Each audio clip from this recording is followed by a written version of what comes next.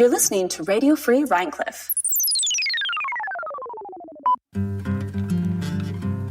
Welcome to Studio Property, the cinema broadcast for people like you. We're your clapboard cousins. I'm Doug Wartell. And I'm Devin Irby. And this week we're discussing The American Friend, or should I say Oder, Der Amerikanische Freund, circa 1977. Wait, what's it called in German? What's it called? Der Amerikanische Freund. Ow! And of course, it's directed by Wim Wenders, who, as I have now learned, is Ernest Wilhelm Wenders, aka Wim Wenders. I feel like you just dug all up in his past. Like, there's a reason people use aliases. I've been taking German lessons for a little while now. Wim is never a name that I've heard in any of my little practice books. How do you say "please mind your business" in German? Please mind your business. That is not. That's definitely his middle name. Okay, I think you're right. I will work on that for next week. Because I'm a Wim Wenders fan, and I had no idea that was his name. I just was like, oh yeah, of course his name was Wim. That's what they name their kids over there. No joke. Right now, I'm reading. Honestly, this book has got to be from the 50s or 60s about Einstein. Why? Is there a lot of racism in it? No, it's just really, the book is like really old. I read a book on Mozart, and now I'm reading a book on Einstein. And my teacher, my tutor keeps apologizing. And she's like, I'm so sorry if the science is boring. I'm like, the science isn't boring. It's just double hard because I don't understand it in English, let alone German. But you're hopping those hurdles. I'm working on them. I would not. I'd be frozen there like this. Like I wouldn't say I'm hopping. I am painfully crawling over top of those hurdles. Yeah, okay. Because it's been really hard. But yes, so back to our friend Wim Wenders. And then, of course, he's got his cinematographer, which I cannot say in German, buddy, Robby Muller. I just call him Robby Muller. Robby Muller? I mean, I guess it's Robby Muller. Well, yeah, it looks like Muller, but the U does have an umlaut. So it'd be Muller. And I know somebody out there so it's spelled M, Motley Crue U, LLER. Right. That is correct. And I know somebody out there is going to be like, she didn't enough. Motley Crue U is That's a YouTube comment I've not yet gotten. I've not yet read that on anyone else's channel either. All right. Well, somebody's going to be like, I hope so. Stupid American girl can't pronounce things correctly. Well, I'm going to read some copy here because it's going to be a very different episode than we've ever done before because I've been so excited to do this movie because like I mentioned before, it's a shatter point for me. This is like probably the film, Wings of Desire, maybe first. And then this one is where I actually fell in love with cinema itself, not just Wim's work or what's his real name again? Ernest Wilhelm Wenders. Which means Wilbur, right? That's Wilbur. Yeah, I think so. Probably something like Wilbur. Yeah, I mean, wow, what a deep dive we're about to do. So I'm going to read some copy here, just to calm my own nerves. Read it to me. The American Friend is about getting out of your murderous business obligations by tricking a terminally ill stranger into doing them for you. The movie has more in common with Blade Runner than, say, Ripley's Game, much to the chagrin of the book's author, who gave director Wim Wenders first crack at the then unpublished manuscript. Dennis Hopper and Bruno Ganz share top billing on this picture, but the real star is the cinematography of Robby Muller. Umlauts, who frankly should have entire temples built in his honor, specifically by the hands of film Twitter kids sporting A24 t-shirts. Mm-hmm. Because you know what, you can't imagine how many LUT presets in your editing software are actually replications of something Robby Muller did with an analog camera, natural light, and the circumstances of a given shooting day. He invented a brand new way to create a film noir atmosphere, and he did this by leaning on the help of the background players of our 64-pack of Crayola crayons with the sharpener on the back. I'm talking about Aquamarine, Mulberry, Thistle, and Indian Red, who all make welcome cameos during a suspenseful murder scene most fans of modern action films would likely check their phones through. But regardless, this is not just one of my favorite films of all time. It's one of your favorite director's favorite films of all time. And I can't wait to get to it. Devin, hit the theme song. God damn it! Put that prop gun down. Put back the canisters you stole. The devil laughed out loud when you signed away your rotten soul. That studio property, your studio property. Hey! Shut your mouth or you'll never work in Hollywood again. Okay, at this point, after that intro, all I want to know is, what do we call Indian red nowadays? It's definitely not Indian red anymore, right? No, it's probably like brick red, right, or something like that. That could be. Maybe it's brick or red. cinnamon.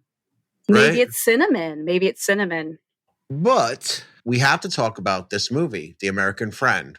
The American Friend is based on Ripley's Game, which is the third of Patricia Highsmith's Tom Ripley books. The most famous, of course, being The Talented Mr. Ripley, which has had, and Right. it's had several versions made of it. Ripley's Game has had several versions made of it, but there are 5 books and they're known as the Ripleyad, which somehow makes me giggle because I think it's very pretentious. My favorite kind of pretentious. And the basic storyline is, or let me clarify. I mean, it's not even half-ass pretentious. Like it's full pretension. Full on ramp. Oh, yeah. it's full Up on the ramp. Oh yeah. Over the shark. Oh yeah. Lands clean. Oh, leather yeah. jacket. Hawaiian shorts. 100%. 100%. So I'm going to clarify, as in how I'm going to describe the plot line is based on the movie's take on this story, which is obviously slightly varied from the book. Okay. So the movie's take on the story is our protagonist, sociopath Tom Ripley, has an art scam going. And the art scam is essentially, there was an artist that he knew, a painter that he knew, who faked his own death and still paints. And then they basically he sells paintings, which are in fact by the correct artist, that supposedly should be rare now because he's dead, but they're new. Right. So it's like a whole thing. Not for nothing. Pretty great scheme. I mean, it is a pretty brilliant scheme. I mean, no joke. And of course, I have to say, as a complete aside, the artist, he's so weird, which is exactly what I would expect from a painter who has faked his own death to make some money. But also, he's kind of living in squalor a little bit, and clearly still getting gypped by Tom Ripley, though, because Ripley's clearly not giving him even a fraction of what he's making off of this art, which we learn in like the second scene of the film. Because, which takes place in Hamburg, Germany, where these paintings are being sold. Right. So essentially, while we're at the first auction, where we get an idea of what is happening, we meet an art restorer / art framer by the name of Jonathan Zimmerman. And Jonathan, played by one Bruno Ganz. Bruno Ganz. Famously, who played Hitler. And anytime anything goes down on the internet and you see that one Hitler clip from The Downfall, that is Bruno Ganz, right? And also he was in Wings of Desire. He was the main character. Which is on our list here coming up. We are going to be watching, Wings of Desire. I'm very excited too. So yes. So poor Bruno Ganz / Jonathan Zimmerman makes the mistake of insulting Tom Ripley during this auction. So then we progress to our friend, sociopathic Tom Ripley, who has a criminal... As he's known on the street. Yeah. As he's known on the streets. Yeah. And he is obviously friends with the criminal element, specifically a criminal named Reeves Minot. And Reeves says, "Hey, Tom, I need you to kill someone for me.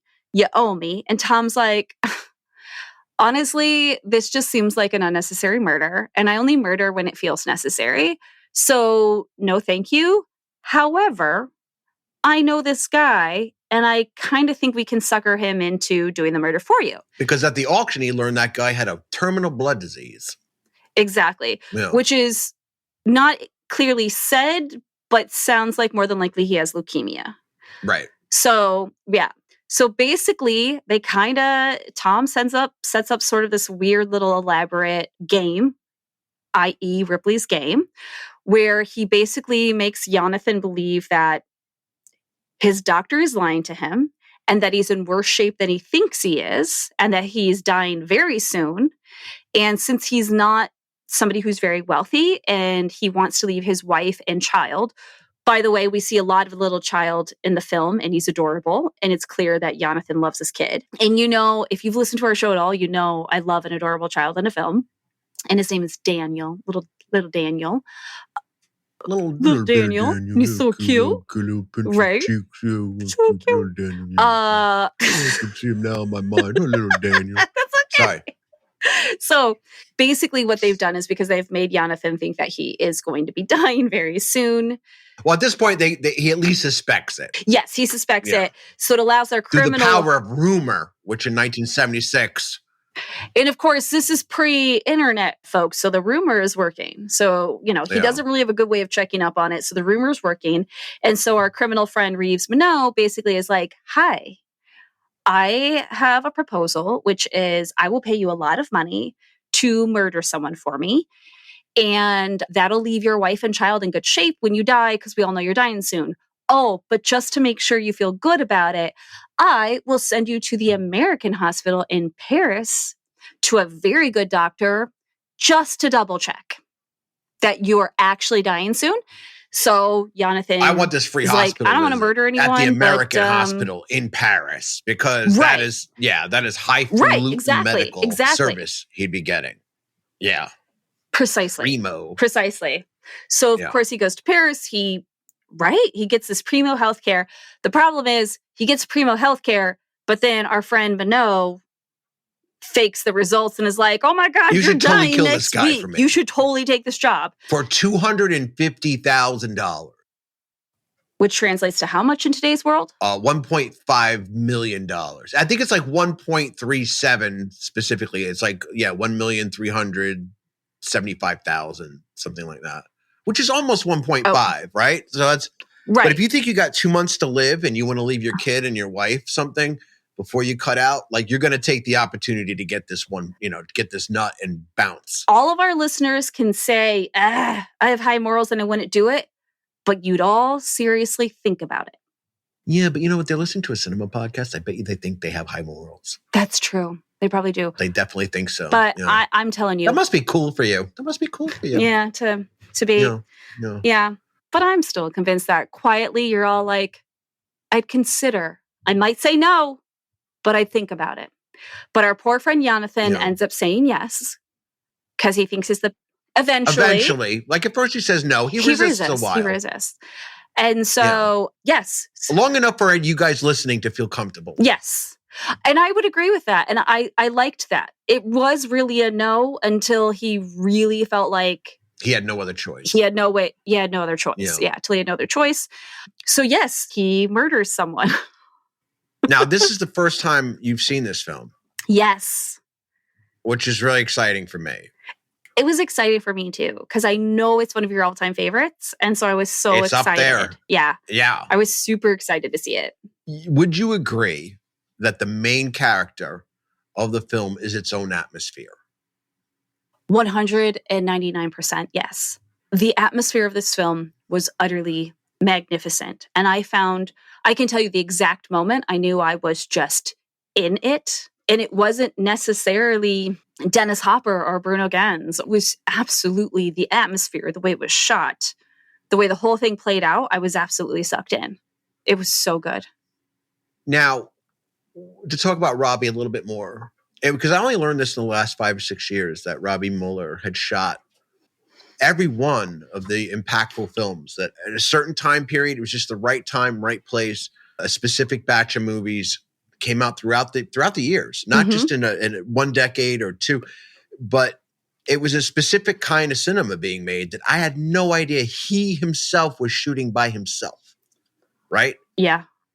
He shot Kings of the Road, which is another Wim Wenders movie. He shot Repo Man, one of my all-time favorite movies. Down by Law, Jim Jarmusch movie with Tom Waits. Paris, Texas, which is incredible, right? Another Wim Wenders movie. Dead Man with Johnny Depp. Barfly, Mickey Rourke, Faye Dunaway. That's an incredible film. I believe that's a Canon movie, which we'll have a conversation about soon. Mystery Train Breaking the Waves Ooh. in that Bjork movie. He shot that Bjork movie too. Which I'm He sure did was shoot the Bjork movie. beautiful. I'm sure it was beautiful. I mean, I never saw it either. I hadn't seen it either. Yeah, I did not watch it. He also shot Ghost Dog. What? Really? He shot Ghost Dog. Yeah, he shot Ghost Dog. And he also shot I don't know if you remember this. This is going way back. The breakdancing movie with Lorenzo Lamas. Really? Yeah, he shot Body Rock. Yeah, he shot that weird all right. art house movie about breakdancing. Which honestly, I know it's Robby not. Muller shot that. It's not on our upcoming. It's not on our production list. But it will never be on our upcoming production list. I might wear you down and be like, "Let's do it. Let's do Body Rock." We already have April Fool's Day booked, so and not this year. I was gonna say maybe April Fool's Day next year we can do Body Rock. Oh my god! So Robby Muller, just to go over his track record a little bit, he's won 3 NSFC awards for best cinematography, 4 German film awards for the same, 2 NYFCC awards, and a Bavarian Film Award, and that was just for Paris, Texas. And he's gotten 11 other nominations. That still doesn't seem enough for the influence that he would have on us later. And also the documentary that's about him, which is available on Amazon, I can't recommend because it's terrible. Really?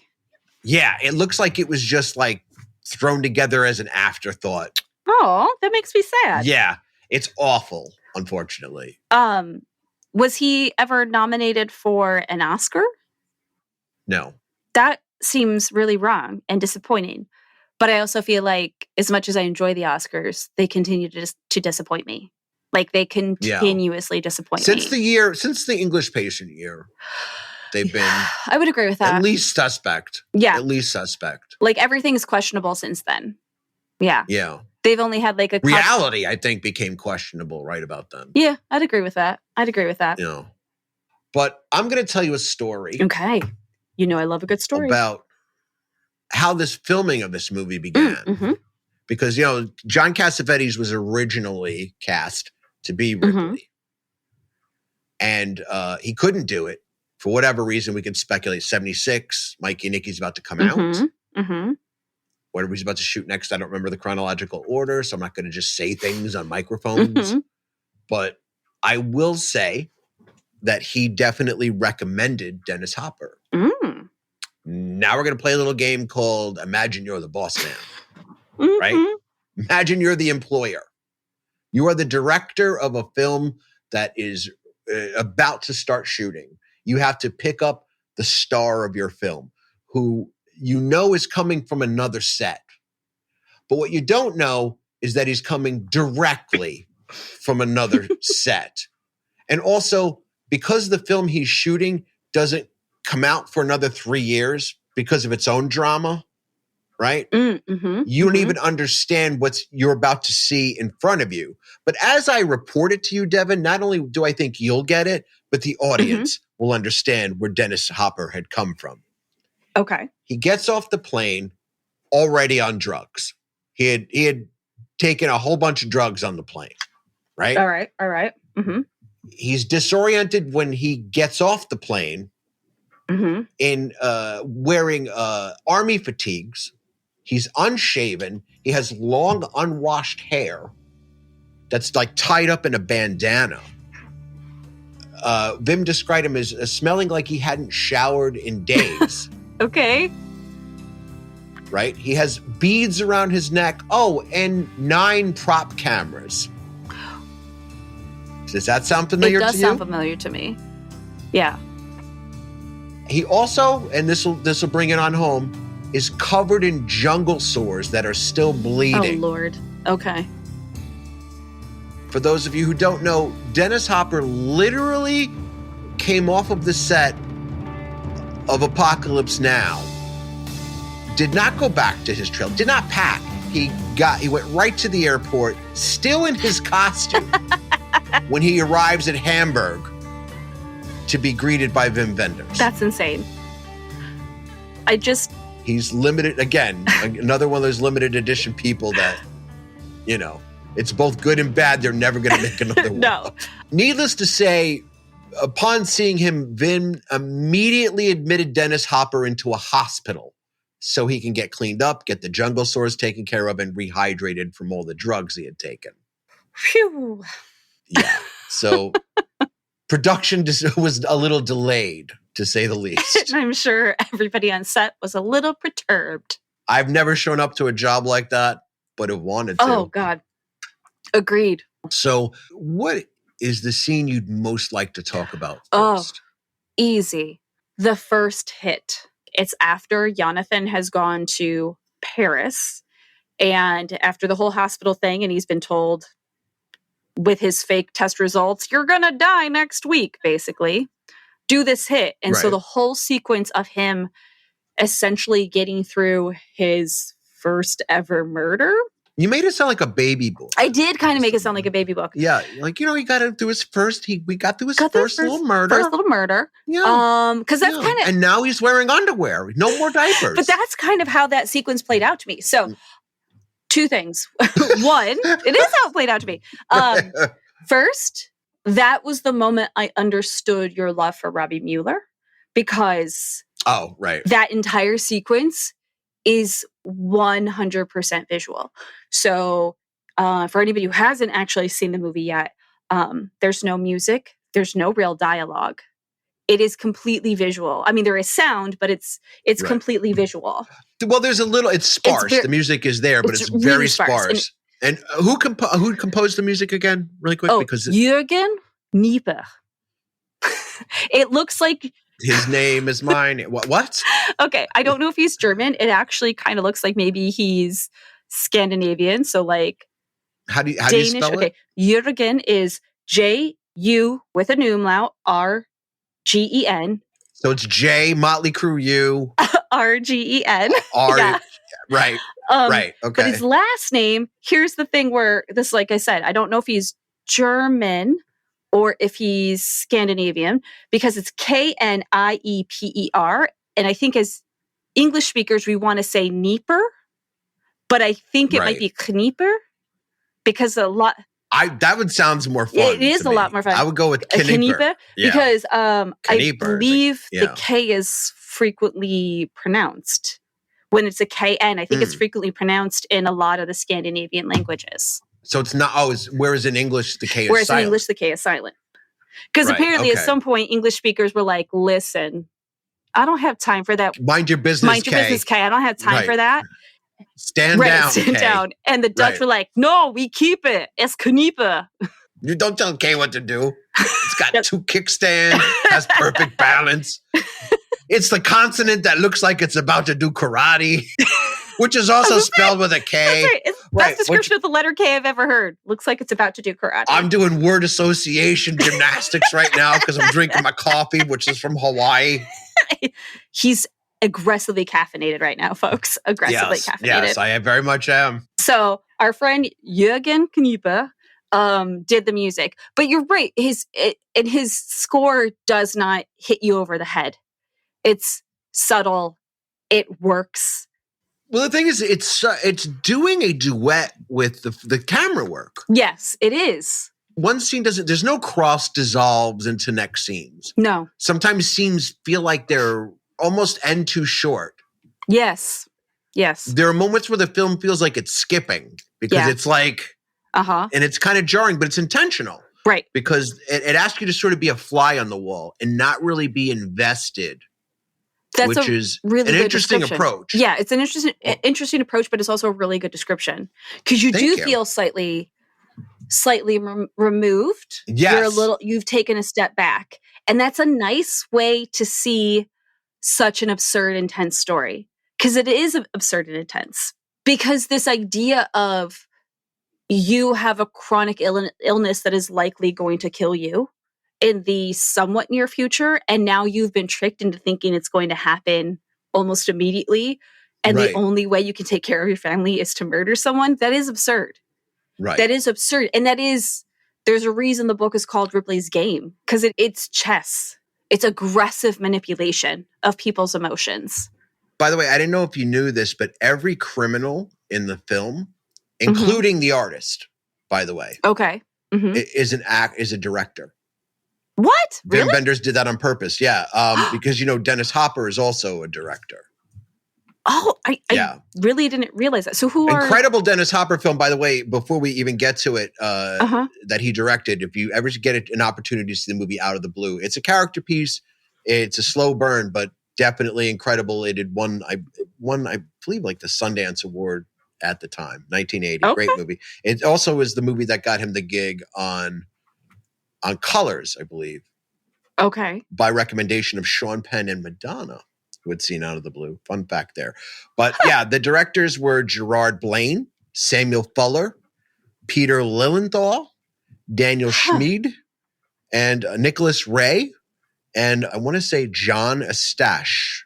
He played a friendly Frenchman in that film. But I'm not sure I pronounced any of those things right. Good enough for me.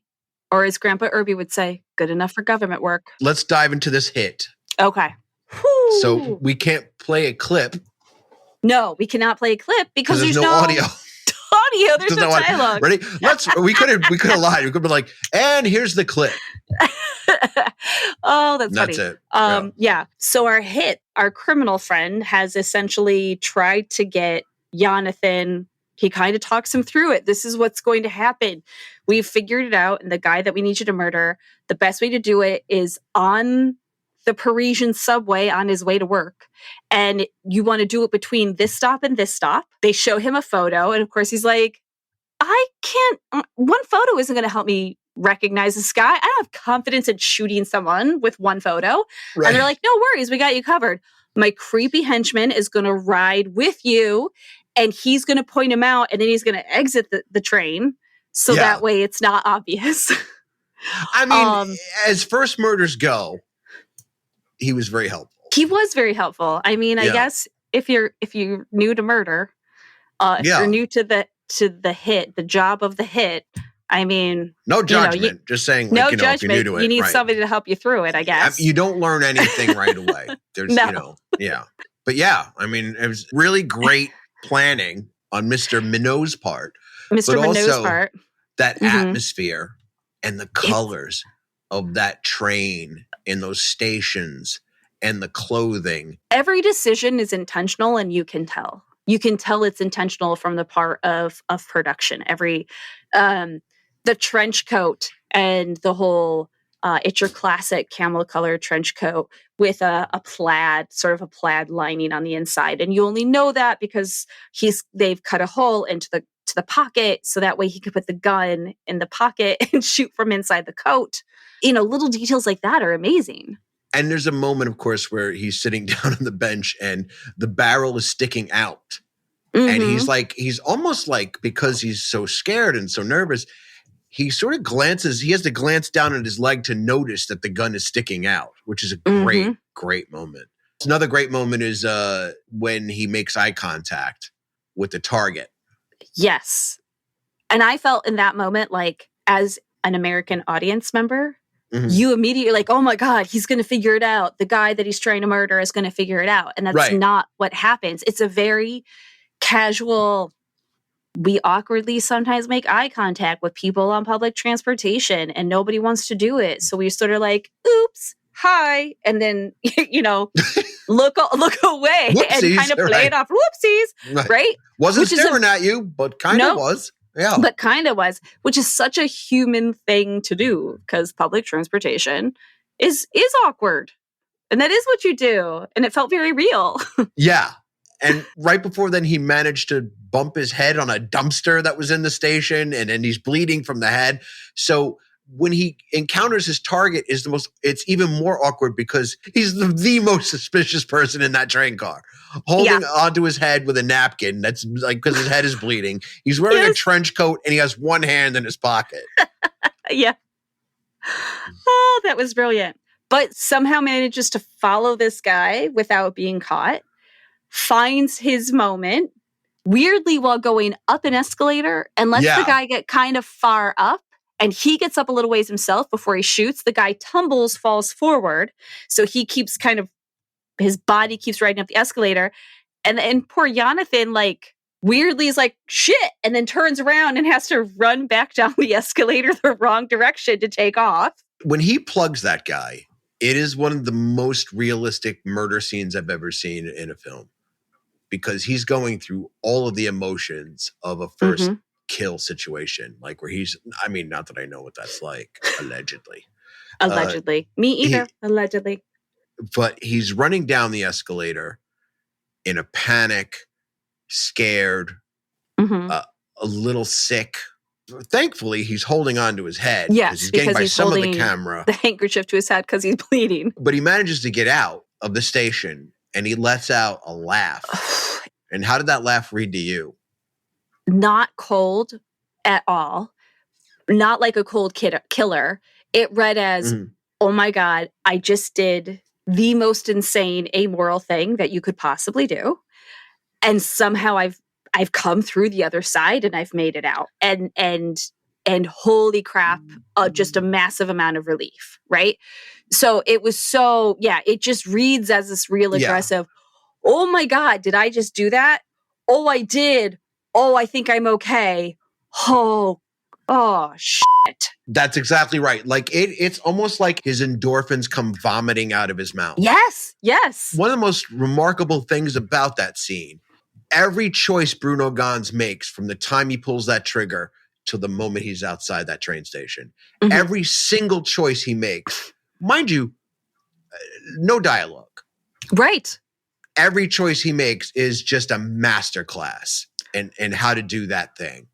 And it's remarkable, and it's for the ages. I mean, arguably, that is also the moment where I was like, why doesn't Bruno Ganz have his own masterclass? He should. I'd watch it. Yeah, I bet it'd be amazing. He passed away, Oh, son of a. There's that. Sorry. My bad. But he had plenty of time to get one. Right? It's been around. He had plenty of time to get one. It's been around for a while. He could have had one before he died. He could have invented it. I'm going to look straight into the camera now. It didn't occur to him. God. I know this, but like it would have been an amazing legacy. And then we could have watched him and been like, I'll only get like a tiny percentage, like a tiny fraction. Will I be able to absorb? We would take turns wrecking his legacy. Be like, oh yeah, I hope you enjoy this podcast because we are students of Bruno Ganz. All right. I mean, maybe you're not wrong. But I still contend I would have really enjoyed a Bruno Ganz masterclass. Yeah, it would have been. Just saying. Yeah. Just saying. But that being said, the film takes a different turn. It does. It does. It becomes a few different films, actually. This scheme is complete. He executes the man for this gangster that was actually owed the favor from Tom Ripley in the first place. But he mentions to Tom Ripley that he wants this man to kill again. And he believes he'll do it. And our friend Ripley is like, no, he won't. That was not our discussion. While Ripley is going back to New York for another bundle of paintings from his now eye-patched artist. We did. Also, can we just talk about that for a split second? Yeah, sure. 15 seconds. Where did the eye patch come from? He didn't have it in the beginning. No, he mentioned earlier that his eyes were going bad. Oh, okay. Because I was like, why do we have an eye patch now? What's going on with the eye patch? I feel like that was just to prove there was a continuity director on set. Because that was it. Like, he was like, early in the film, he's like, my eyes bother me. And then like later on, he's got an eye patch. Like later on, he's David Bowie, Maybe it's just another level of Wim Wenders' homages. Thank you. Yeah. Or just his intelligence and his high level of, I can't think of the word. Magic. Thank you. It is another level of Wim Wenders' magic that he was like, and now there's an eye patch. Yeah. So as he's in New York, Ripley gets a crisis of conscience while walking on the median of the West Side Highway, which, by the way, is my screensaver. I'm not joking. That's the screensaver in my computer, is that shot. That's how much I love this movie. I love it. Yeah, he's shot from behind in his cowboy hat and cowboy boots, walking in real life on the median of the West Side Highway. Not in the middle median, but on the left side. So on the right side of him is traffic, and on the left side of him is the street below. Right. And he's walking on that median in cowboy boots. I don't care if he took 4 steps and they were like, cut! Those are 4 steps too many. if you Yeah. want to remain alive. It's horrifying. I had a minor panic attack during that scene. I was like, what is he doing? What is happening? But I again, really now you saw the panicked. 4K. You saw the 4K Yeah, restoration. I right? did. Yeah. I saw the 4K restoration, and I did. I had That a panic shot attack. is so beautiful, though. It's such a beautiful shot. It is. It really is. Yeah. Yeah. Thanks for giving us that, Dennis Hopper. The way he's talking to himself during that moment. So that shot is stunning. I had a minor panic attack because I was like, oh my God, if he falls, that's insane. But at the same time, he's verbally speaking to himself and having a crisis of conscience. And it's really funny where he's like, you could just see it's like our version of, damn it, I am not okay with what's happening. It's that version of that. And it's really funny. And I might have had a hand in it. I don't feel good about it. Crap, it might be my fault. Like, it's a real sort of, damn it moment. And I loved that while he's freaking me out and every other viewer out by walking on that damn median. And the traffic below out. Yes, with the traffic below. But I would have to say, this is the moment where it ceases to be a Ripley film. Mm-hmm. This is where he deviates from the character. And Patricia Highsmith, right? Highsmith. Patricia Highsmith. The other white meat, like, says to Wim Wenders when she screened the film the first time, I don't know what you did to my book, but that man's not playing Ripley. He's not Ripley, and this isn't what I did, and I don't like this, and walked out. And that broke Wim Wenders. That broke his heart. Like, he was very, very upset by that. Later on, she would come around.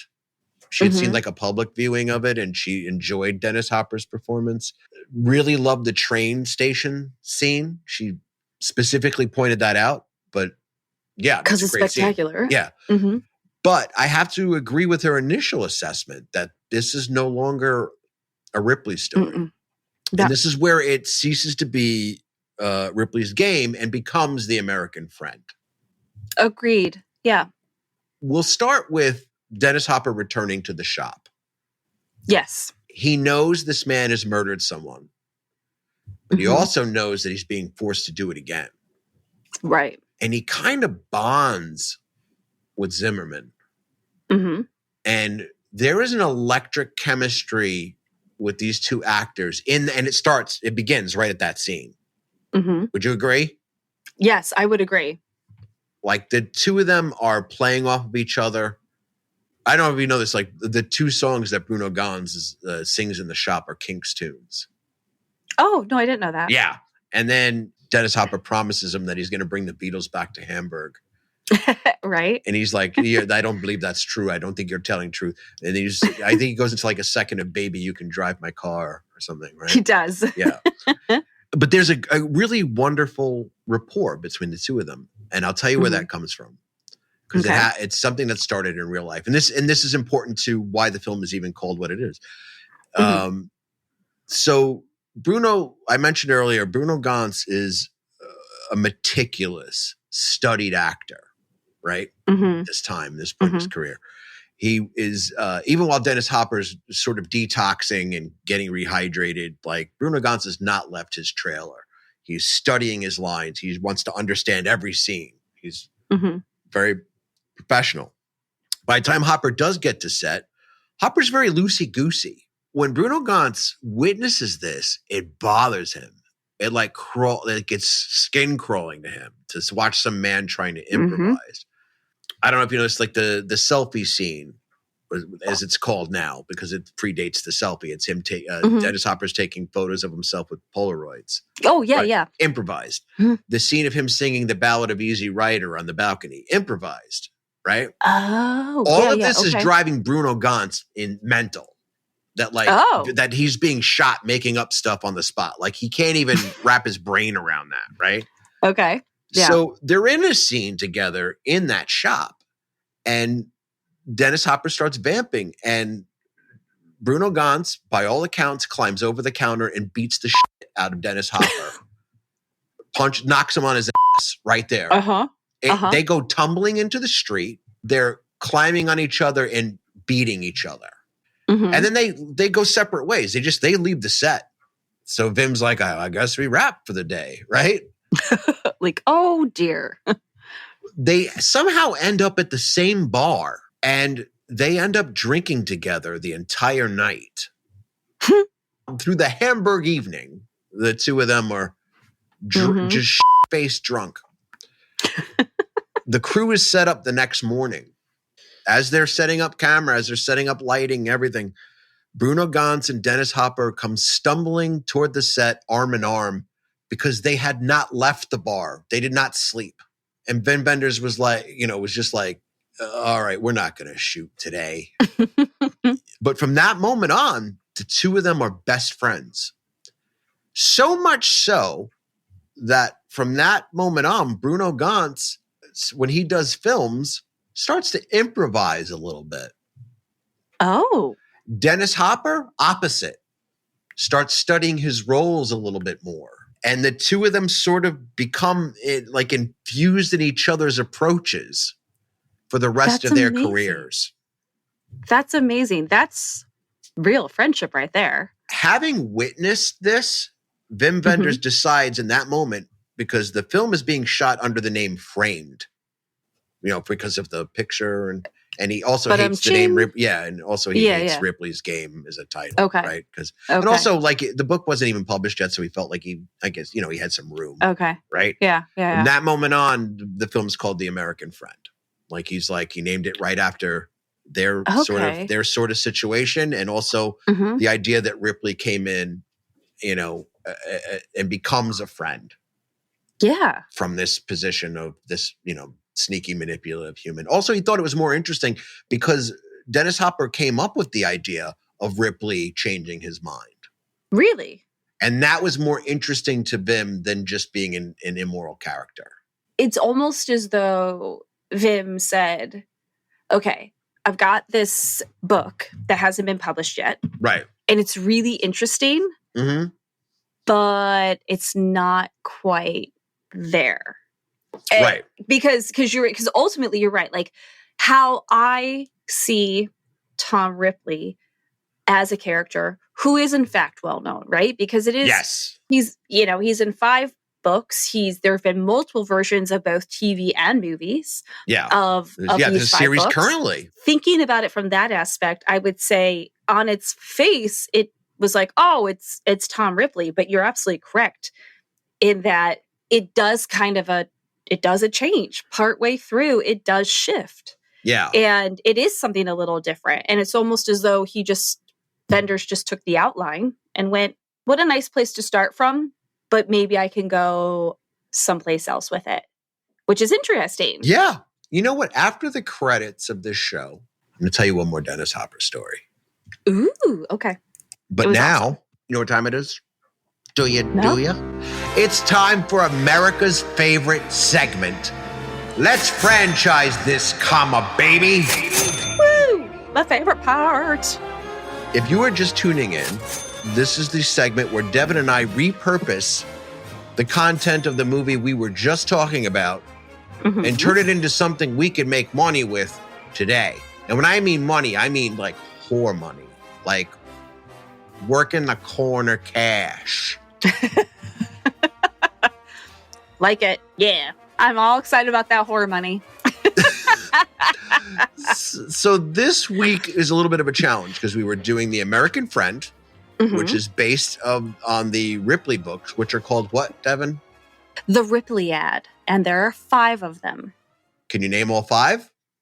Yes. Only because I have them written down. Okay. The Talented Mr. Ripley. Ripley Underground. I knew that Ripley's Game. I knew that one. The Boy Who Followed Ripley. And Ripley Underwater. Ripley Underwater? Yep. Does he become like Aquaman? Like what happens? Is it an underwater treasure story? I think people get murdered by drowning. Oh. And is my understanding. And apparently it's the weakest of the 5. Everything I've read is they all go downhill after The Talented Mr. Ripley. They are each successively worse than the one before. Oh, okay. Yeah. So we got to prevent that from happening. We have to prevent that from happening. Yeah. Maybe we just take the titles and just kind of, we keep Ripley the way he's supposed to be. Yeah, we keep him, and I feel like we could make some quality changes to keep it consistent throughout. Okay, so first and foremost, let's get our cinematographer because the atmosphere is the most important thing. But in this premise, Do we think we have the same cinematography for all 5 films? Or is it like an anthology thing where we mix and match? No, I think we go the same because my brain goes to, and I know we've discussed this before, my brain goes to Harry Potter. Oh, look at that face. Hear me out. Because... Oh, you're talking about in franchise scenario. Yeah. Right. Yeah, like in a franchise scenario where if you go at it initially from it being an anthology, that is fine, but it has to be very obvious from the word go. And I'm not sure that it always is. So I think if you're capable of doing a consistent, the good answer is Lord of the Rings, right? Because they very clearly, it's the exact same. One was exactly as boring as the next. Thank you. Right. They are exactly consistently boring. Mm-hmm. Yeah. So I would hope we wouldn't be consistently boring, but I like the idea of consistency. Look, that consistently boring franchise made a lot of damn money. And that's why we're here. That's right. You said you wanted to make horror money, and I got excited about that. Cash money hoes is what I'm talking about, Devin. That's what, So I think we go same director, same cinematographer, the whole same crew. Same director for all 5. Okay, all right. 5. Wow. Oh yeah. But what if the first one fails? Do we fire him? Are we in for a pound? I think that's always an option. Although I have to say this: if we've done our homework and our pre-work is quality, the road to hell and whatnot, right? Yeah. Then we should go into it having confidence that our first crew won't fail. We have to be confident in that first crew. I mean, yes, we can fire, rehire if necessary, but if we're doing a good job, it should be good out of the gate. We shouldn't have to worry about rehiring. I think you're absolutely right. You're a good producer. Thank you. Right. Like we could be loose if it needs to be under the circumstances. Right. But the plan is going in is there is a plan. Exactly. Which is more thought went into that for this bit than the whole last Star Wars franchise. So who do you have as a cinematographer? Who would you bring to the meeting? Frank Griebe or Frank Griebe. Oh. Because he's German. And I think that's because I came at it with the American friend in mind. Right. So even though there's been multiple versions of multiple of these books. Right. One starring John Malkovich. That is true. Yeah. That is true. But I came at it from a very specific viewpoint of the American friend and kind of that background.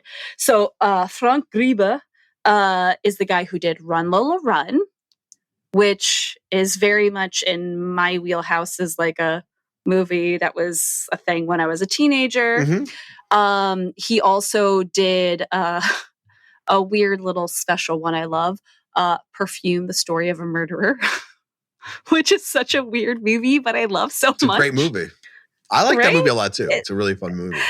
Also, like a really delightful Alan Rickman vessel, or vehicle, shall we say.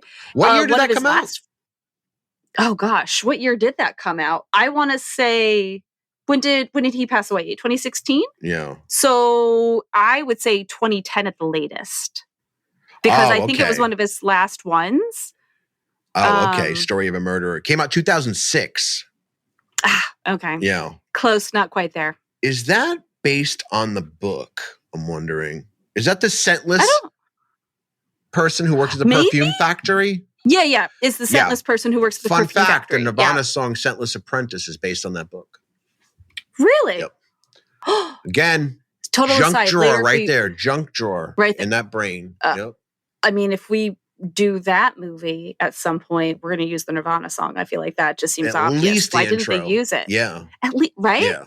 So now I feel like it's a fail that they didn't use it, but he did that. But also I'd say he's probably most well known for Cloud Atlas, which visually is interesting. That's how I went at it. I went at it with Jaron Blaish. Great choice, by the way. I think that is a solid choice. Thank you. I went with Jaron Blaish. If I'm pronouncing his name right, it's Blaish. Blashki. Blashki. You keep talking about him. I'm going to Google him and figure out if I It might even be Yaron. Now that I think about it might be Yaren. It might be Yaren. No umlauts, though, I don't think. No so it's umlauts? not like J, Abba, A, R-I-N. Yeah, so anyway, he worked on all of the Eggers stuff. He's being nominated up the face right now for Nosferatu, but he also did The Lighthouse. So okay. That's my first choice. Okay. My second choice all right, is Emmanuel Lubezki, who did Birdman, which is famously that one-shot deal. Well, it's not real one-shot, but the big one. But with Michael Keaton. Yeah. He did The Revenant, which I keep referring to as the Bear movie. Right? I have a friend, Jim, who loves that movie, and he's like, "Did you see The Revenant?" I haven't seen it. I'm like, "You mean the one with the bear?" Because I saw that in the trailer. I'm like, "Yeah, the one with the bear." So yeah, and he did Burn After Reading for the Coen brothers as well, which is really an interesting mix of films. Yeah, so that's why I think he's quite capable of handling. Another choice is a really underhanded one that and we haven't mentioned a budget yet on our series, but it's five movies. It's going to be 5 films. It's going to be a big budget. I mean, if you're going to treat it like a series and we go into it knowing we're doing all 5 books, then I think we have a big budget. I think we treat it a bit like a blockbuster and we have a big budget. All right, then this guy doesn't even matter. We can kick him to the curb. Oh, okay. Yeah, because if I have the money, I don't need to go. I don't need to backpedal like this. And also, it's the most important character is the atmosphere. So we go big. I would say both of yours are really interesting choices. Yours is a great choice too. So thank you. Good meeting. I'm not. Yeah. Ooh. Okay. I don't know. Who do you have for Ripley? Oh, also wait. We should also establish because are we going to ensemble this? Because I think there should be characters that go through the series. Yes. Like there should be a detective that almost catches him at the end of every movie. Okay. So if we do that, then arguably Ripley is the same throughout, obviously. He gets married in the second book. Her name is Heloise Plisson, and I believe she's French. So the wife has to be the same. Our criminal friend, Reese Minot, I know it appears as though he may not, they try to murder him in American Friend, but we don't really know if he survives or not. He's in multiple of the books. So I think he's somebody. And then of course, what is his name? Bernard Tufts is the name of the painter who pretends to die. Does he appear in all the? He's in all the books? He's not in all of them, but he's in several of them because the whole storyline of I got him cast already in my brain right now. Go ahead. Yeah. Okay. So the storyline of that B plot line of them selling the works of the guy who's not actually dead, that is in several of the books. That storyline good because it's a great grift. It's a great grift. It's a good grift. It's really interesting. And it comes up later in different ways in some of the other stories. So those for sure are kind of the main ones is Ripley, his wife, Minot, and then the artist. And then let's see here. The second book, Ripley Underground, is where we have an Inspector Webster. And I would say that who's trying to catch him. So maybe Inspector Webster could turn into the guy that's kind of the cop throughout. Right. I was going to say, because there's a different inspector in Talented Mr. Ripley than there is in the second. Yeah. Let's just make it the same guy. Right. So let's now. And we'll make him Interpol. Yes. So he can because he's got to have a European. Because that's the other thing that I realized as I was kind of going through it. I'm sorry, I just want to make sure I'm correct about this. Interpol can go from all the different countries in Europe, right? Or is it? Yes. Right. Okay. All right. Yeah. Interpol is all over Europe because the books move throughout New York, I knew that. I had Italy. to explain it to Susan. Oh, no, I didn't. Poor Susan. I didn't. I mean, Susan does need everything. Really, actually. Yeah. Okay. All right. Fine. But so New York, Italy, France, Germany. For sure. Right. And so we need a cop that can go everywhere. So technically he can't go to New York, but I feel like it's Interpol. New York liaison. New York liaison. Because in my brain, I know James Bond's in trouble, right? As a franchise, right? Yes. It's tied up between Amazon and Barbara Broccoli, right? Barbara Broccoli's got the last say. Yeah. And Amazon is messing it up. Amazon, you can't rule the world. Frankly, they're messing up a lot of things, right? The Washington Post. We can go Like on. I said, but you can't rule the world. No, but you can keep James Bond tied up while we make our douchebag alternative to James Bond. Because if there's anything that the TV show Ripley has taught me with what's his name, Andrew Scott. Right. It is so much fun to watch Ripley wiggle out of stuff. Right. So if we can turn that into sort of but give it like a James Bond vibe, except everything he does is criminal, horrible, and murderous. Yeah. It's James Bond without the badge, right? Yeah. I mean, if you want to turn him into an anti-hero, like an anti-capitalist one, like maybe loosely based on Luigi Mangione, that's probably a terrible idea, but definitely do it. I would say it's I don't want to get in the way of the writer's interpretation, but I say we franchise that as an alternative to James Bond and almost intentionally like make it look like it in marketing, right? I like that. That might be a different meeting, but that's my thought and my thumbnails. I like it a lot, actually. Sketch, yeah, right? Yeah. So Ripley needs to be that guy, right? I have a few candidates. You want to give me yours? Barry Keoghan. From? Saltburn. Oh, wow. Wow. That's a great choice. Because Ripley needs to be imperfect. Yeah. But also perfect. He needs to be great choice. Devious, but charismatic. There's so many elements to him that are complicated. And I thought, right? I see it. And that's who I think could pull it off. I think that's our first candidate. I think that's the one we lead in with, right? Yep. I went with, I had 3 choices. Okay. Tell me. One was Anthony Starr of The Boys. Oh, yes. Okay. Tobias Menzies. What do I know him from? He's in The Crown. He played Prince Philip in The Crown. Oh, okay. Yeah.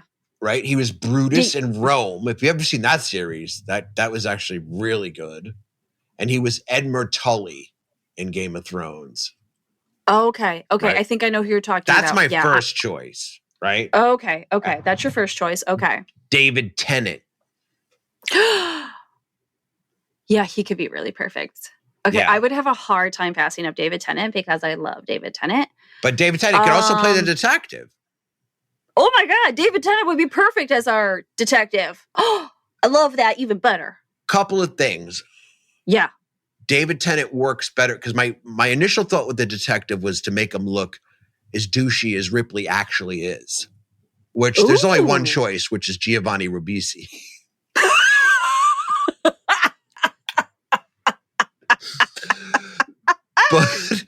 but Yep. I got it.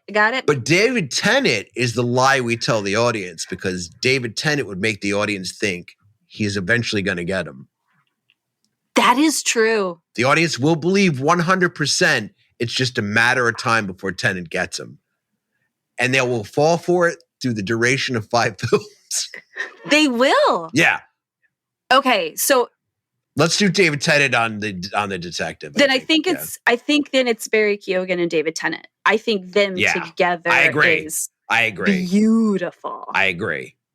Oh, I like that. I like that a lot. All right, but we need I still need to cast Giovanni in a role that's like we need somebody to represent like the inside of, because Ripley is handsome, right? But inside he clearly isn't, right? You know what? Actually, I want a visual representation of that. Okay.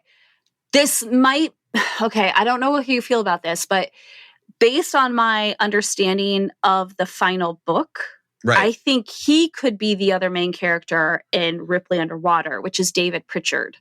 The description kind of to me is the Pritchard. So it's a married couple, David and Janice Pritchard. And I have the feeling that he is. Read the synopsis of the final book, and I kind of think that's perfect. Right. Okay. Because we have to have, in addition to sort of like the 5 characters that kind of consistently would be throughout, right. Each story will have a couple of additional leads based on that story. Right. And I feel like he could bring it home then, because the final one is Ripley underwater. And I think, you're going to have to read the synopsis of Ripley underwater, because I feel like now it's Giovanni Ribisi. Which in our Bond analogy is live and let die.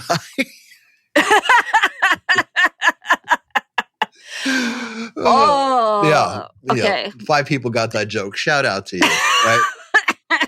But as the artist guy, Nick Nolte. It's Nick Nolte. Aw, damn it. Okay, that's better than my picks. Who was your pick? Fine.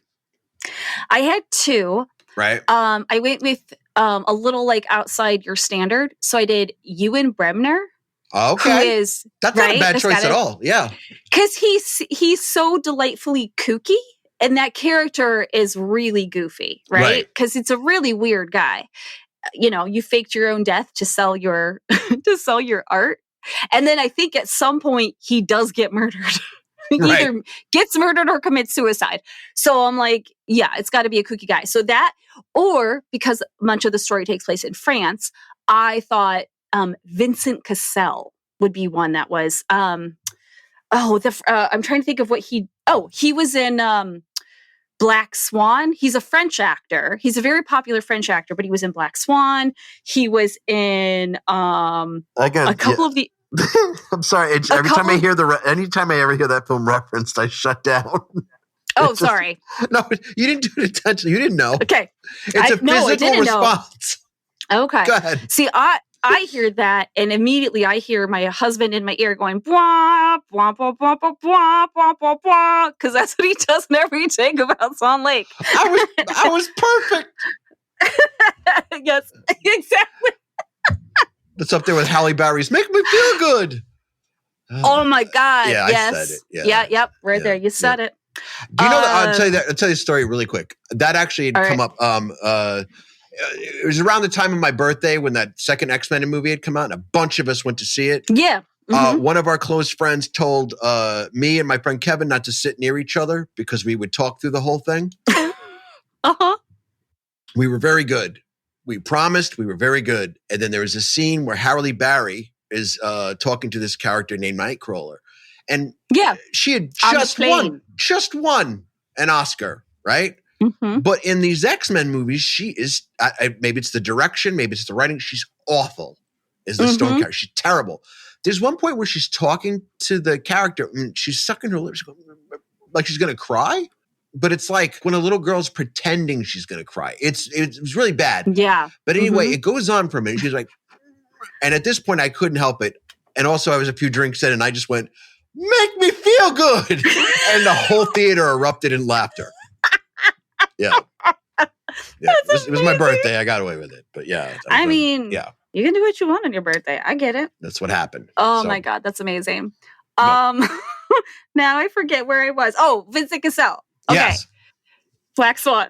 Right. Okay. So he was in, who is that director? The Messenger. Was it the late 90s, early 2000s? The Messenger, Joan of Arc, the one that starred. That's yeah. Okay, he's in that. It starred not Jane Whelan. Not Jane Whelan. Mila Jovovich. Right. Yeah. And is Luc Besson, right? Luc Besson. She was married to him for a while. Yes. And he was the director. Okay, so I think he's in that. Did he he did all like the Resident Evil movies too, didn't he? Did he? Yes, I think he did actually. Yeah. I think he did. So I feel okay. So look at me knowing all the trash. I love it. If you look up Vincent Cassel, you'll be like, "Oh yeah, I know his face, and I've seen him in things." Like, he's just got that right vibe. Right. But you did a better job than me. I mean, I don't know how we argue with Nick Nolte. I got the Minot character too. Now that I think about it, just occurred to me. Oh, okay. Well, and then it pays tribute to Wim Wenders, right? Okay. The Minot character. Oh, see, now I'm second guessing it. Eli Roth, because he's a director. Oh. Yeah. Okay. But that also is very different than what I went. looks the part. Okay. Well, you saw him in Inglourious Bastards, right? Yeah. He was the bear Jew. That's Eli Roth. Yeah. Okay. Yeah. Well, okay. Well, that is so different than what I did. What did you do? Did you just cast Wim Wenders? Because that's my second choice. No. Right. I actually went Kingsley Ben-Adir. Oh, that's good too. Because I just thought he would be really interesting. Yeah. And even though I feel like anybody listening is going to be like, Ken's best friend from Barbie? Yeah. But, right, they're going to say that. But I'm like, no. But I mean, when you think about like Secret Invasion and he was in Peaky Blinders. You watched Secret Invasion? The Marvel thing? Well, you put yourself through that? Why? Okay, so we watch all the Marvel stuff, but in fairness, if I'm honest, I slept through most of the episodes. Yeah, that one I saw the trailer and I was like, I ain't doing that. And this is coming from someone who I actually produce a comic book show, right? Like, I real understand. Life, and like, am counting down the days to Daredevil season 4, right? Right. I saw the Secret War Invasion, and I was like, what are we doing? Okay, so how bad was it? I'm not saying that to put you down. I want to know how bad it was. I can't really tell you because, like I said, when did we watch it? Oh, I literally watched it. Yesterday. We watched a few episodes. While your wife was visiting me. Oh, your wife and daughter were visiting me, and we had other family members here. And I think there was a night where we'd all just were so excited to have family in town, and we all had. You decided to ruin it. You were like, let's just ruin it right now. This is too good. Everybody was just so tired, and it was something Brian was like trying to watch. So he and everybody was like, "We're too tired to argue." You know, my daughter shuts down when she sees superheroes, right? Like any superhero, she will not watch it. She used to love like the little Spider-Man cartoons when she was little. Yeah. When she sees, and I don't know how she assembled the words in this order, but like she will see the Marvel logo and she goes, "No, I hate these heroes," and she walks off. I love that. Yeah, I hate these heroes, and walks away. She might have been going to bed because I think the kids may have been put to bed, and I think everybody was just really tired because we don't always get. Listeners, we don't live near each other. So when we do get family time, we're aggressive with our family time because we're so happy to see each other. Right. And although this is although this is on a Rhinebeck radio station, I don't want to work with anybody in Rhinebeck. That's right. I'm working with my cousin before I work with anybody in Rhinebeck. Exactly. Right. Right. So honestly, I only saw like a couple of episodes and then I pretty much slept through it. So I really can't tell you. You'd have to ask Brian. I pretty much passed out. I don't even really know how it ends. All right. Well. But nonetheless, he did these other things. Like I said, like Peaky Blinders. And, he was in Agatha Christie's Marple. And I fucking love Miss Marple. And I know you have to bleep me, but that's how much I love her. Yeah. So, yeah, he was in that. And then, like I said, he was in Secret Invasion. And Miss Marple's great. I love that little old biddy. Just using her brain power. Yeah, to that was solve adorable. Crimes. She was very good. Yeah. Oh, so fun. I love that lady so much. Okay, now here's the issue I'm running into with the talented Mr. Ripley part of it, right? Because we're here. Because it was just a series, do we set it in Italy or do we change that up to separate it from the series? No, we don't change it up. Well, should we get the data from Netflix first? Like, how many people actually watched it? You know what I mean? That's true. Right. The way I see it, I think if we go into it knowing we're doing all 5, I think we follow that.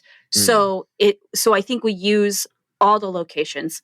We start in New York, we go to Italy, we go to France, we go to Germany, we go back to France. I think we hit all those places because that is where the story is. And in the rewrite, can we make it all cohesive? Like it's like as if it's one piece and just take elements from all of them and turn it into one long I think so. series of grips and murders, right? Yeah. Well, and honestly, if you look at the synopsises of all the books, wait, synopsis. Is that Latin? Is it synopsi or is it synopsis? I like synopsi, but I also like octopi and ridiculi. Ridiculi is amazing. Yeah. We are ridiculi. We are ridiculi. In fact. And my other one, craptacular. We're ridiculi and craptacular. Yeah. In the right measure. In equal measure. 100%. And cruel to be kind. You got that right. Right. So if we take the series as a whole, we look at the synopsi of all of them, they are relatively cohesive, or at least the first 3 for sure are, because you've got characters that go throughout. So like our art guy, Bernard, he's in the second one, he's in the third one. The wife is in multiple, she's in a bunch of them. So there is a cohesion because you are following this one guy and his storyline. So Tom gets Dickie Greenleaf's fortune by pretending to be Dickie, right? Right. Well, when he marries his wife in the second one, he's using Dickie's fortune, and that is referenced. That's how he lives his fancy life. Oh, okay. Yeah, interesting. So, yeah. So these You're are going to love the series, by the way. You're going to love the series. You are, right? I'm so excited about it because I'm going to get a kick out of that. Yeah. I am. Well, and also because I do love Andrew Scott. I think he'll be... He's great. I watched the whole thing already. He's amazing in it. Yeah, I'm going to enjoy it. But, yeah, so the books do connect, and those storylines, and there are plot elements that go throughout, and you have characters that go throughout. So I think we have that already.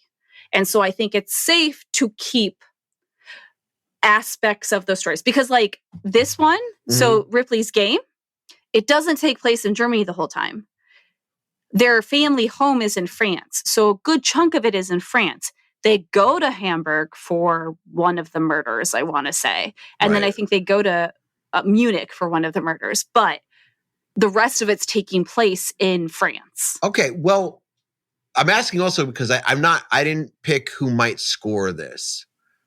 And because I'm so familiar with the show soundtrack, I'm very familiar with the show soundtrack because it also pulls a lot of 50s and 60s Italian music. And I only know that because Mike Patton once performed 50s and 60s Italian standards with an orchestra on an album and video called Mondo Cane, and I can't recommend it enough. It's unbelievable. It's incredible. Mondo Cane. Yeah, but I know a lot of those tunes from that specific place, right? But also, the person who scored the Ripley soundtrack was incredible. So I don't think I could, off the top of my head like that, just say Mark Mothersbaugh and be done with it, because it's not that. Right. Yeah, it's not that simple. Especially if we're going to all these different places with their own musical identities and their own identities. Yeah. So, yeah. So, I mean, that we'll have to come back to that, or let somebody else make that decision. I mean, that's true. Because honestly, for me, we'll claim credit for it, but of course, we'll claim credit for it. But I feel like I never want to pick who scores it because I just know your answers. Your suggestion's always going to be better when it comes to music. Thank you, but I'm drawing a blank on this one. Yeah, I'm just leave that one blank. Right. I do have a couple other characters though that I want to run by you because I do think I've picked a few. Who's Jesse Plemons playing? Right. Crap, he's not on my list. Okay. Right. Okay. So I did a real aggressive researching. As soon as I knew I wanted Barry Keoghan, part of the thing about Dickie Greenleaf from The Talented Mr. Ripley is they look similar enough. They don't look exactly alike, but they look kind of similar.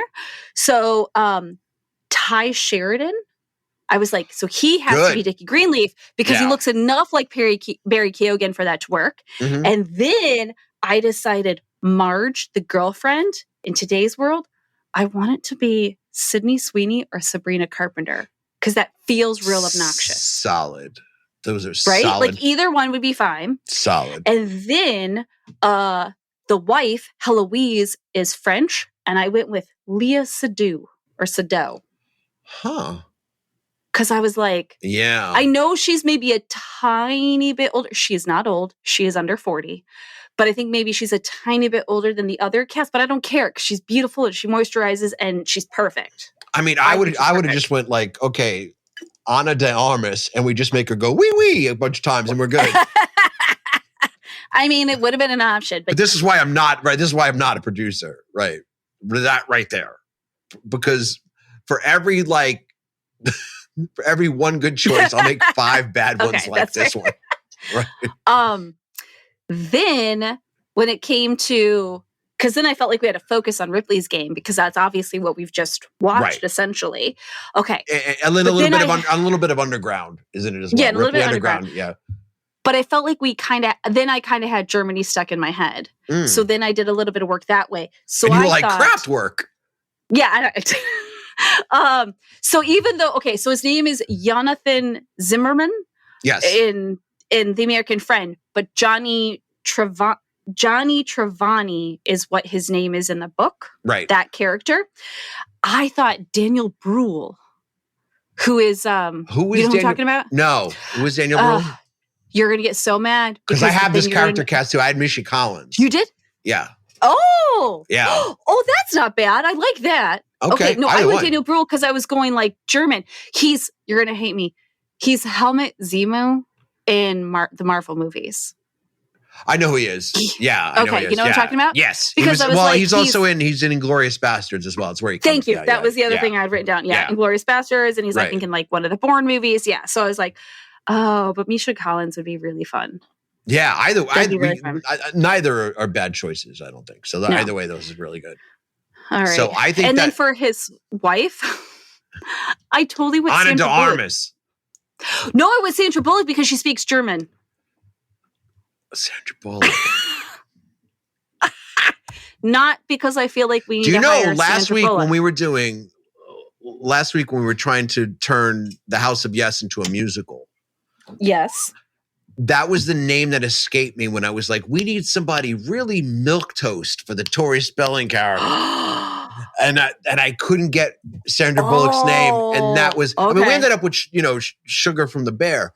But and she's also in the wheelhouse of where they are age-wise. But like, that was the example I was going to give for like someone just completely, or the character she plays. I don't know what she's like in real life. But no, I know what you mean. She could be complete. Yeah, milquetoast. No, I get it. Yeah. Boom. Aesthetically, we were looking for milquetoast. Yeah. Yeah. Yeah. Oh, yeah. No, I just literally me, but Sandra Bullock. I got a little chuckle because I was like, oh, she speaks German, and if we hang on to the German element, although I feel you can have an older wife, like you can have that, right? Yeah. Why not? Right. Why not? And also, Misha Collins and Sandra Bullock would work. I feel like, I mean, that, right? It works, right? Yeah, it's a good couple. It is a good couple. And I thought that could be very fun. Yeah. I mean, is it Jason Momoa and Lisa Bonet? That's it. Yeah. Yeah, they're divorced. Oh. Yeah, I'm sorry. I wanted them to find happiness forever. I know, me too. Because I want Lisa Bonet to be happy forever. Thank you, me too. Yeah. I do want her to be happy forever. Yeah. But, all right. Well, that's sad. It is sad, isn't it? Yeah. Okay. Hold on. Tell me again. But I'm not going to let that keep me from casting either of them in the future. Just so you know. I mean, I agree with that. Yeah. Even together, like in a remake of Arthur. That'd be horrible. No, I would watch it. Even if it was horrible, I would watch it. We would just have no film in the camera. Well, there's no films anymore anyway. But like we just like we're shooting, but we're just doing it as elaborate. But we're prank. doing nothing. Right. Yeah. We just make Lisa Bonet and Jason Momoa show up to a set. Yep. And just play some Christopher Cross crap in the background. Like, no, you're doing Arthur stuff. You're like, no, go. We're good. You're pretending to shoplift a tie. And action. It's perfect. Yes. I love it. Yes. Okay. I feel like we got it. I think we're off to the races with our franchise. I think we are off to the races. I'm feeling good about this. Me too. Well, that is our show this week. And hang on, Devin. After the boilerplate, I got a story to tell you. Oh, right. Yeah. I almost forgot. Yeah, you have a story. So anyway, thank you for joining us this week on Studio Property. We're your Studio Property. Next week, we will be doing the original Taking of Pelham 1, 2, 3. Yes. With my favorite sentient mastiff, Walter Matthau, and Robert Shaw. I'm very excited about it. Yeah, and Ernest Borgnine. Ernest Borgnine. I'm And very most excited. important character of that film, New York City. So yeah, great movie. Very excited about it. Have you ever seen the original? No. Oh, okay. You're going to love it. No, I have not. And we might even have a special guest for it too. So yeah, Woo, really I do love good. a special guest. So in the meantime, we are your studio property. My name's Doug Wartell. I'm Devin Irby. And scene. Studio Property is mixed at Spillway Street Content in Red Hook, New York, and syndicated on Radio Free Rhinecliff. Theme song by The Corner Bodega. Be sure to subscribe to the podcast and follow us on Instagram at Studio Property Show. Thanks for listening, and we'll catch you next week.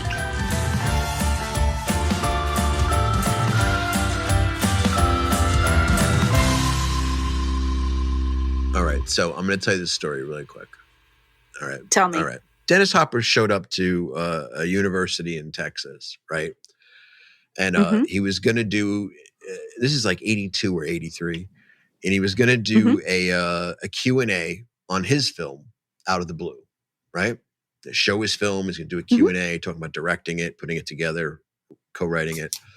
And what had happened was, for some reason, he got it in his head to get there a week early. And they were like, we're not showing that this week. So this week we're doing Taxi Driver. And he was like, well, I'll be more than happy to do commentary and a Q&A. They're like, sir, you did not make Taxi Driver. Like, he had to be told, you cannot make you didn't make Taxi Driver. So what business? That doesn't even make sense. So he was like, all right, well, not only am I showing up for my gig, but I'm doing a special surprise. And his management arranged it all. So if you were there that day or that evening and you had your student badge with you, you got to see Dennis Hopper do a Q&A on Out of the Blue and got to watch the film. Well, the lights go up and they make a special announcement that, hey, everybody, get on these buses outside because Mr. Hopper is going to the local derby track and he is going to do a stunt called the Russian Death Chair. And he showed up with a stuntman friend of his, and this is what was happening. So they show up they get to the derby, right? The racetrack. There is a derby happening at the time, and the announcement's made over the PA. Well, there's a person of note who's come here from Hollywood, California. He's going to blow himself with dynamite. Now, if you're in Texas, you are stopping whatever the hell you are doing to see that, right? So the guy he had learned it from was real serious about it. He was like, apparently had done it a few times and taught Dennis Hopper to like sort of to go on this, to sit in a certain way while sticks of dynamite were placed around him. And what would happen was the explosion would be such that it would make the suction in the air pull you off the ground. So you would essentially be above the explosion in the chair and then land, and then that would be it, right? Oh, okay. So apparently he told everyone he was going to do this. Vim flew in for this and shot it, and you can watch it on YouTube. Really? The story gets even weirder. So like he gets in the chair, they place the dynamite, and boom, right? And all you see is smoke, and then eventually Dennis Hopper emerges from the smoke. Right. The account of witnesses is that he flew quite high in the air and landed, but that's not in the shot. Right. But he emerges from the smoke and he is feral.